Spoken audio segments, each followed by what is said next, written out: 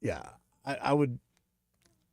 They're great when you have a whole production team, but yeah, this overheads look pretty good. Um, yeah, I don't know. That's a rough one, man.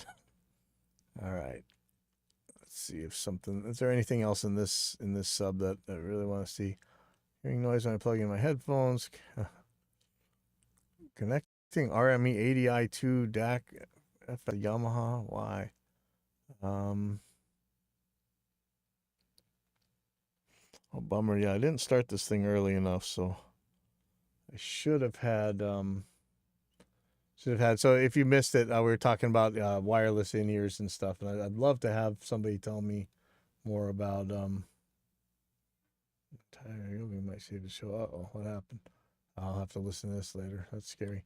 Um, we're talking about some using wireless stuff as like your own uh, in-ear monitor just for your own guitar processor or whatever. So I'd love to hear more. So I've tried the Locato one.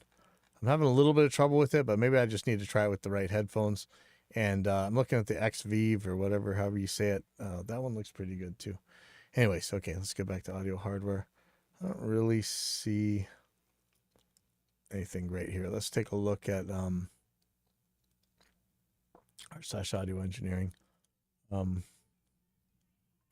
How exactly are people editing 800% slowed music? What in the world does that mean? Let's see. You're talking about scrubbing from back in the day? Let's see. It doesn't seem as simple as just stretching an audio clip or pitching it. That usually makes it sound like crap. How are people achieving these lush 800% slowed edits? Somebody's talking about Paul Stretch. Nice. I used to work in a small private education center that was next door to some medical tech freelancers, and Paul worked there. He was a charming man and proceeded to show me how to write in the formula parser and Serum. Good luck. Instead of using pads, I like to use the Paul Stretch recordings of physical instruments. Electric bass turned into a really cool bass pad, for example. Interesting. Okay, let's see. It literally lists a program in the video you posted. Let's see what he's talking about. I'm actually interested in seeing what this is.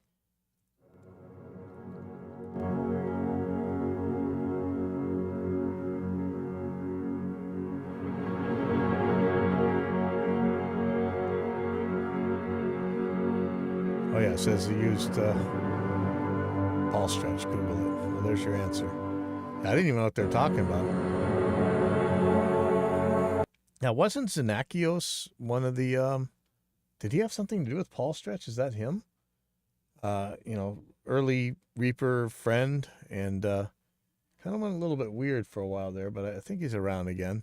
He helped make SWS Live. The SWS. Wow, how am I remember? The Reaper extensions everybody uses SWS, and they used to be SWS and Axios. I think that's the same guy. Interesting. Okay, let's see what else we got here. It just feels good to take a $30 mic and make it sound amazing. You know, how many times have I've done those videos with the $100 drum mic set? They come with like 8 mics, and drum sounded fine. You need to know what you're doing. New audio file here. Ooh, sadly on a budget. Always looking for the best deals with good input and output. Then you're not an audio file. Right now I'm running a HyperX solo cast to an NVIDIA broadcast, remove echo and background noise. And asking for VSTs. How are you going to run VSTs in broadcast? Interesting. Saying everything I've done has been completely free except for the mic. I'm honestly blown away at the quality I get from just doing this. I know it's not comparable to a good XLR. Oh, man, don't be silly. But I'm thoroughly impressed by how good my mic sounds now. Any suggestions of better EQ or free VSTs? How would you do this? Oh, okay. So I use the output NVIDIA creates and run it through an equalizer APO in the DAW. And 2 VST that I use, Rough Rider 3 and Marvel GEQ. Interesting. So I tried NVIDIA Broadcast. I don't know how he's getting it into his DAW in real time anyway. Somebody's recommending Tokyo Dawn Labs. Nice. Voxengo, of course. Analog Obsession. Tried to casually start a YouTube channel, but my mic sounds like trash. It is a cheap mic, though. Glad to hear someone is having success, though. I'll be sure to use those tips. Interesting. Okay. CL1B too sensitive. What is that? Is that the cloud lifter? No. Okay. So I recently purchased a TubeTech CL1B mic Mark II from SoftTube. Tried running some vocals through it. Slow attack, mid to fast release, 5:1 ratio. Oh, is this a compressor? Let's see. CL1B Mark II.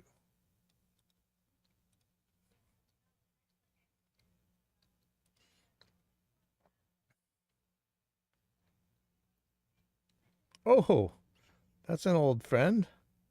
Doesn't this look familiar? Didn't we have these things in the cheaper studios back in the day?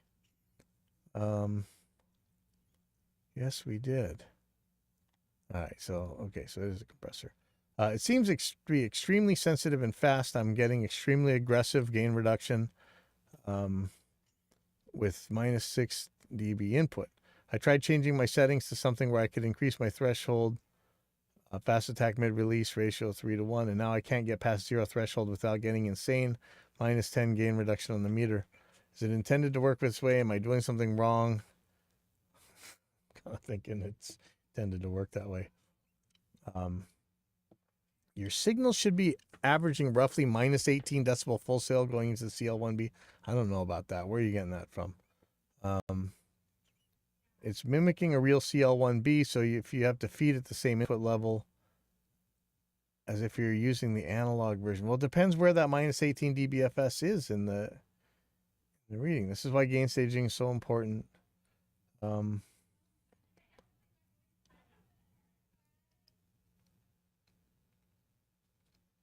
Oh, is it actually a plugin? Wait. Oh, well, duh. Okay, turn your stuff down. Okay, well, there's so here's radio paraphrases here. Hey people, I bought this really cool emulation plugin, but I didn't bother to figure out what it's emulating, why that device was popular, and where I would want to use it in my workflow. I'm upset because it does thing A, but I wanted to do something to do thing B. What the heck? Yeah, that's that may be more like it. Sorry about that. Okay, let's see what else we got here. Didn't realize there was a plugin, sorry. Looking for help with forced alignment for translated audio. What does that mean? I'm trying to create an alignment between a source audio, which is in a different language compared to the translated transcript. Since you want to align the translated transcript with the word level timestamps on an audio programmatically. I've tried to find different tools. It seems like there are some open source machine learning models that do forced alignment if the source language and transcript language are the same. My goal, I have audio in a dubbed language, which I generate using a translated transcript that has been originally transcribed from my audio. Alignment seems to be tough since languages are spoken at different rates, so trying to figure out the best way to optimize alignment without having to speed up or slow down the audio too much for each sentence. Wow. Somebody says, that sounds like a job that AI will be able to take over before too long, but right now it's still a job for a human. Somebody else is saying, is forced alignment what you call only showing the CC text as the words are spoken, such that if a person speaks fast, the text is only on the screen for that short a time? This sucks in real life. CC subtitles is used when you can't hear it or can't understand fast-speaking foreign accents. Please leave the text on the screen long enough to read it. Where else can I complain about this? Thanks. I've seen this. So have you ever seen this problem? You're watching a thing where, they don't speak your language, so they're putting closed captioning on the screen, and they're doing it at the speed the guy's talking, and you just don't got enough time to read it as it goes by, especially if it's live and they're not replaying it. But I think he's saying something else. The context I was talking about was referring to audio alignment, but I guess, yes, it would probably be applied to CC. The issue is that with alignment, you're trying to match up the timestamps to where a certain speaker speaks. If you do this programmatically, it's already a hard problem called diarization. You're trying to find the best fit for audio or closed captioning so that the user doesn't lose context. This could be the speaker changing gestures, etc. So there isn't a perfect solution, unfortunately. That's the nature of languages, right? Interesting. Oh man, this one's after my heart. How to repair a blue Bluebird microphone. The head snapped off.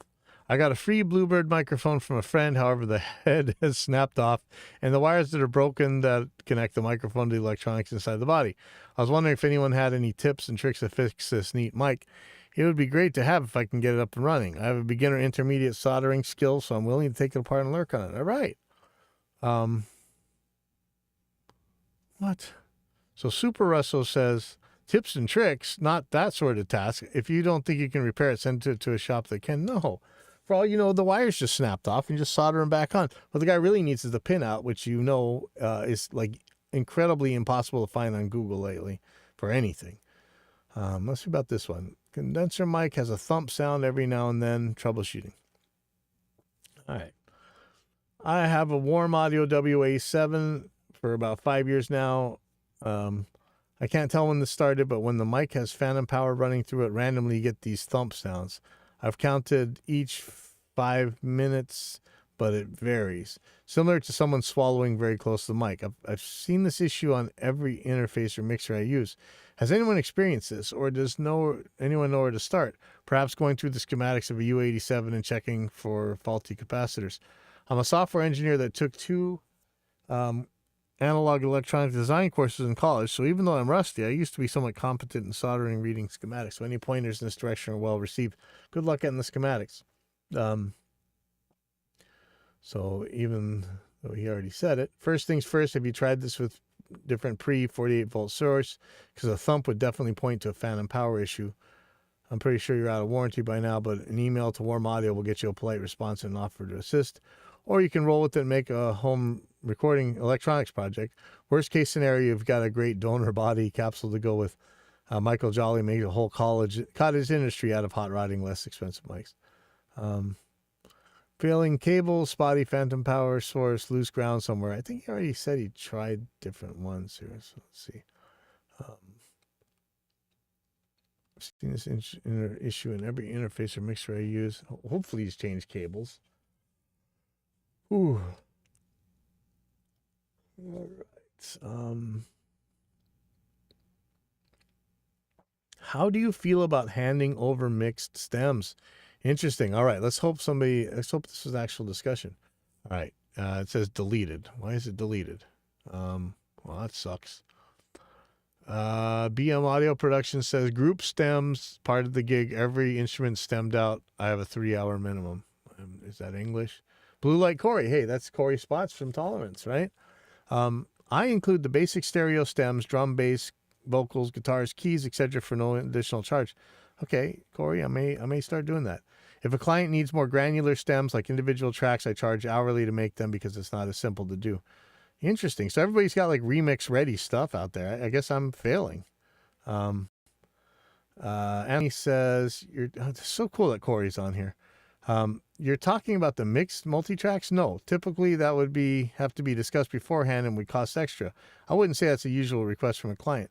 Definitely charge what you would deem it worth to you. I would probably go with an hourly rate. Yeah, I would too. If you haven't drafted up a contract, do that ASAP and use that from now on. You can specify what services you're obligated to provide, how it'll be delivered, price, etc. Then you can always refer back to the contract if the client starts asking beyond your original agreement and work with them from there. So interesting that Corey has this set. So the basic stereo stems are there for no additional charge. I wonder if he sends it to the mastering engineer that way. You know, I should ask Corey if he's using the same mastering engineer we've always used, right, Matt Merman? That would be interesting. I think he's still in Arizona. I'm not sure. But, you know, I barely get asked for this stuff, but this is interesting. Interesting discussion here. Thank you for asking. Okay. E-commerce versus word of mouth networking. Maybe I should just keep my mouth shut on this one.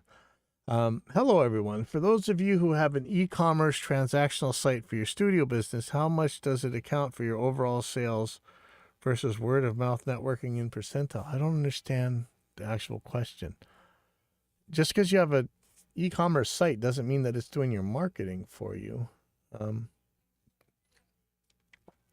Gain Stager says, questions like these have been frequently asked lately. Why the interest? By the way, Super Rad Tank, saw your other post, been planning ant farm aquarium with cave system, frog tank since the pandemic. We'll do it right before any plants or animals suffer. Oh, interesting. Let's see. What are you doing here? I kind of want to see this. Where's, where did he see that?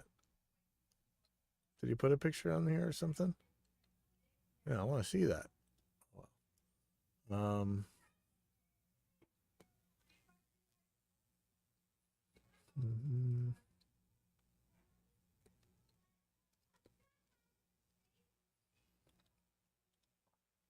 Okay. How much do you guys charge if someone wants you to travel to their studio to engineer? Hey guys, basically as the title says, I usually have my own studio where I work out of, but recently I had a few clients asking me if I'd be down to go to a studio near where they're located and let them know the price for it. I was curious how much you guys would charge compared to your normal day rate for works like this. Do you charge more, same, less than your usual rate? In my situation, the travel would be about 30 minutes by car. Thanks for the insight. 30 minutes. I mean, that's just like a regular studio job.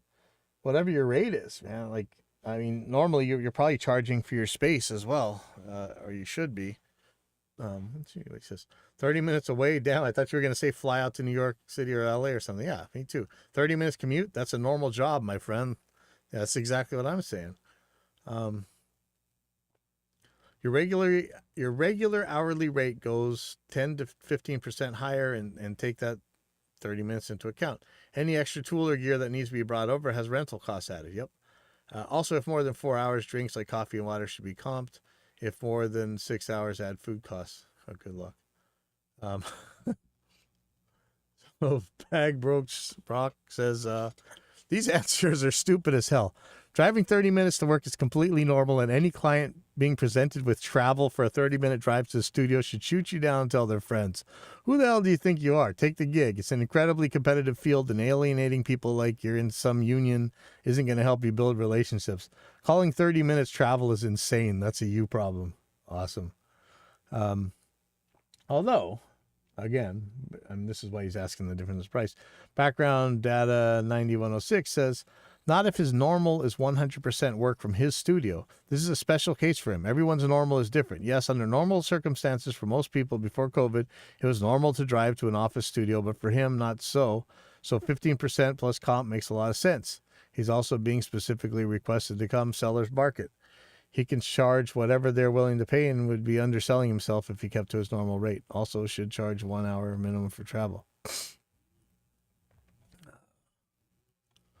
Let's see. So Mr. Pickle says, just out of curiosity, is it part of your normal to charge a client for your travel time, even if it's only an hour? Where I live, an hour round trip is very average drive, and for many people would be shorter than their commute to work one way. So charging that for travel time would generally be considered insane. Says it all depends on what your chosen work environment is. If you're a 100% work from home or home studio, or a very localized studio or whatever, that is your base. If you have to travel for work, you need to be compensated. Your choice how to do it, and have to keep in mind what the market will bear. If you're going to take work that is away from your base, you need to set up a rate for that. All up to you. If you're good enough that people are asking you to come to a remote location of any sort that is not your base, well, there's a premium for that. There is your rate at your base and your rate for travel, etc. You don't have to charge differently, but this is the nature of any open market. If you're in demand, you get to choose where you work. If you take on work outside the area you want to work, assuming you have plenty of it, then you can charge more, or at least differently. A 30-minute drive is not just a 30-minute drive to start with. It's actually an hour because you need to include both ways. Look, all of this has been talked to death over the whole remote work and work from home situation since Backstreet Boys reunion tour. Lots of people are making more or less depending on how they negotiate, asking for their choice of work situation. Everything is up for negotiation. You just have to know that what you're willing to do and for how many cookies. Don't overthink it. Just be realistic in your terms of your needs first and your customers' needs second, and set your price and live with the consequences. Don't be afraid to start a little high and negotiate downwards depending on your needs and availability. No matter what, there will always be costs on both sides. Charge at least half an hour. Okay, so this is what I was saying. Though there is the fact that he might include the cost of his studio in his rate, and he should not be charging for that since they would be at a different studio. that the customer would pay for plus at least one of their engineers. You think so? Should only charge an engineer rate. I changed. So Corey, again, tolerance. Awesome, Corey. I charge my normal rate and travel counts as on the clock. Nice. He gets asked, what % of your booked hours are remote? And Corey says, not many. Most booked hours are at my studio. He also says you have to charge for gas and depreciation too, which for 30 minutes would like $30 to $50 anyways. Wow. Depends where you are. In Los Angeles or DFW, Austin, or New York City, or here in Madrid, this is pretty normal. It takes 30 minutes or more to get anywhere, and it's basically priced into rates. Big cities are big and hard to get around. Well, easy, but it takes time. In LA, I would have asked for gas, but probably not in Texas. Here, am I going to get 60 cents out of them for metro fare? In a smaller city or going between towns, I charge normal hourly rate for travel. Someone asked me to go, say, Seville or Barcelona, I'd do the same. So that's more like 3 hours each way. Then I'd charge them an extra half a day each way, plus expect them to pay for travel. I probably charge to go to Arganda del Rey, or I don't know how to say these things. Basically anything outside the main city. In LA, I'd charge to go down to Orange County or to Ventura or to the SGV past Altadena. Though I'll be honest, it never came up in over 9 years of living there, mostly in Burbank. Everything was in Burbank, North Hollywood, Van Nuys, or Hollywood, or Santa Monica, Venice, West LA, or downtown LA. Somebody else says, I think most people would scoff at an extra charge just for commuting to work in the same city. People travel to work. That's just a normal thing. Just charge your same rate and make sure to communicate thoroughly about the session needs workflow with the house engineer assistant. No one likes last-minute surprises. I like that you guys think that this guy is big enough that he's getting a house engineer. I mean, is that a thing normally now? I've always worked at different studios. I don't charge for travel. I did figure my rates to include enough to justify what my average travel expense, though. Normal rate plus expenses. If you want to charge extra, I see no problem with that, too. Les, when I used to work at fancy studios, there was the studio day rate, then usually a staff engineer rate of 100 to 200 day-ish. I wish I would have gotten that. If doing everything at my place, I was charging more because you were paying for my time and the studio. Artist is paying the other studio because of the gear. This is a win-win because it encouraged bands to track in a good room and save money with me for overdubs and mix. And it sounded better because basics were better. In the end, I'd probably make around the same, but with a better end result.